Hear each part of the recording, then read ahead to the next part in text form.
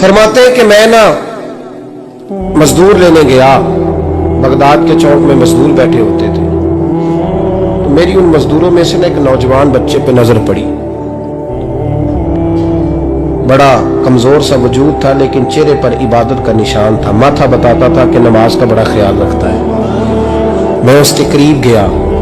चेहरे भी बड़ा कुछ बताते हैं ना, चेहरों में भी बड़ी रानाई होती है। फरमाते हैं मैं करीब गया, मैंने उसको कहा बेटे मजदूरी करोगे? तो कहने लगा मजदूरों में बैठा हूं तो हुजूर मजदूरी के लिए ही तो बैठा हूं। तो मैंने कहा कि चलो फिर। कहने लगा नहीं मेरी कुछ शर्तें।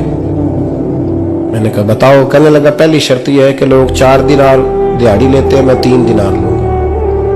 मैंने कहा यार तो बड़ी बेहतरीन है, बाकी भी इस तरह की रख ले।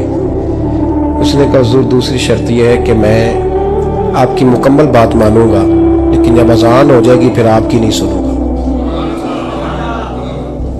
तीसरी बात उसने ये की कि हुजूर मैं आपके घर में काम करूंगा पर आपके किसी सवाल का जवाब नहीं दूंगा। कहते मैंने कहा यार तू बड़ा अजीब है, शर्तें तो मालिकों की होती हैं। कहने लगा जी बहरहाल मैं शर्तें लगा के जाता हूँ। फरमाते मैं उसे घर ले आया, काम मैंने उसको बताया, तो जो काम मजदूर सारे दिन में करता है ना उसने 2 घंटे में ही कर दिया। हमारे मजदूर सिगरेट पीने में भी तो आधा घंटा लगाते हैं, वो चाय पीने जाए तो पौना घंटा। वहां उनको भी तो ध्यानदारी करनी चाहिए कि नहीं करनी चाहिए?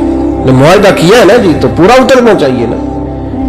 कहते 2 घंटे में। अब काम जब बंदा शुरू कराता है तो काम और निकल आता है। कहते काम मैंने उसको और बता दिया, वो करने लगा। उसने मिट्टी निकाल के रखी थी बाहर रास्ते में, तो अजान हो गई जोर की।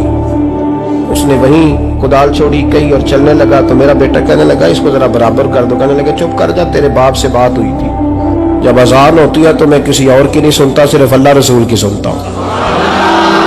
कहते मस्जिद चला गया, नमाज पढ़ के आया तो दोपहर का वक्त था। मेरी बीबी कहने लगी इसको को खाना खा ले। कहते हमने कहा खाना खा लो, तो कहने लगा मैंने रोजा रखा, रमजान भी नहीं था, नफली रोजा रखा हुआ।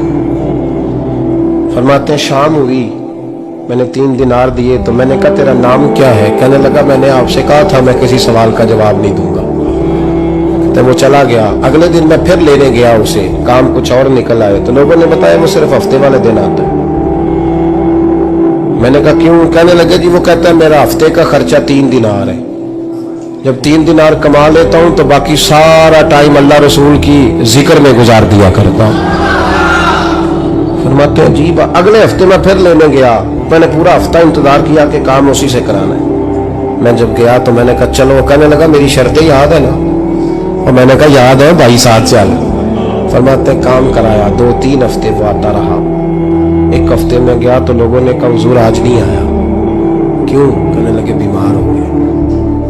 कहाँ घर है? कहने लगे बगदाद के कब्रिस्तान के पीछे जो कच्ची आबादी है उसमें रहता है। फरमाते मैं गया, दरवाजे पे दस्तक दी तो कहने लगा हुजूर आप है? दरवाजा खोला है, आ जाइए। फरमाते मैं अंदर गया तो मैंने कहा तुम्हें कैसे पता चला मैं आया हूँ? कहने लगा हुजूर अल्लाह वाले हो, आप नहीं आना था, वरना अमीर तो गरीबों का पता लेने कोई नहीं आते।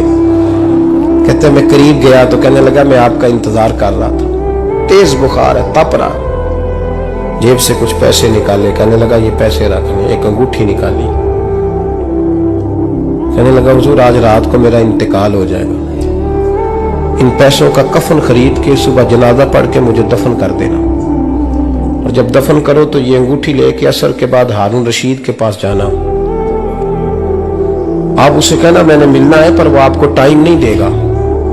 आप उसको आवाज दीजिएगा कि तेरी एक अमानत है मेरे पास, फिर वो आपसे मिलेगा तो अंगूठी दे दे, फिर आप मेरी तरफ से फारिग हैं। हजरत फरमाने लगे तेरा नाम? और कहने लगा हुजूर वक्त थोड़ा है, आज रात मैंने जाना है, बड़ी लंबी माफी मांगनी है रब करीम से, अगर मुनासिब समझे तो मुझे अपने रब से तन्हाई कर दे। फरमाते मैं आ गया, पर उसकी बातों ने मुझे सारी रात सोने नहीं दिया। फरमाते सुबह बड़ी मुश्किल से सूरज निकला, मैं गया दरवाजे पे हाथ रखा तो दरवाजा खुला हुआ था। अंदर दाखिल हुआ तो खुशबुएं मेरा इस्तकबाल कर रही थी।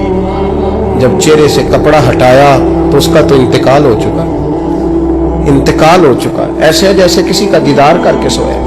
कहते मैं तो 2 आदमी ले गया था जनाजे पे, पर पता नहीं दुनिया किधर किधर से आई।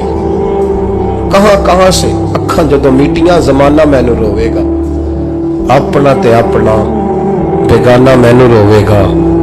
फरमाते मैं तो 2 बंदे ले गया था पर पता नहीं मखलूक कहां कहां से आई। जनाजा पड़ा, दफन किया। हारून रशीद के पास में असर के बाद गया, मैंने बुलाना चाहा पर बादशाह था, मेरी तरफ देखा ही नहीं। मैंने उसको कहा तेरी एक अमानत मेरे पास है।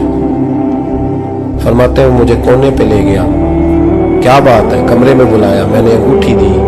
हारून रशीद तो चीखे मारने लगा, कहने लगा अंगूठी वाला कहाँ है? मैंने कहा वो तो इंतकाल कर गया। कहने लगा मुझे कब्र पे ले चल। कहते मैं कब्र पे लाया तो वो लेट गया, तड़प के रोने लगा।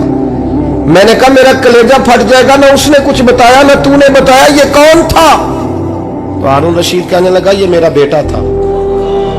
मैंने कहा तेरा बेटा और मजदूर?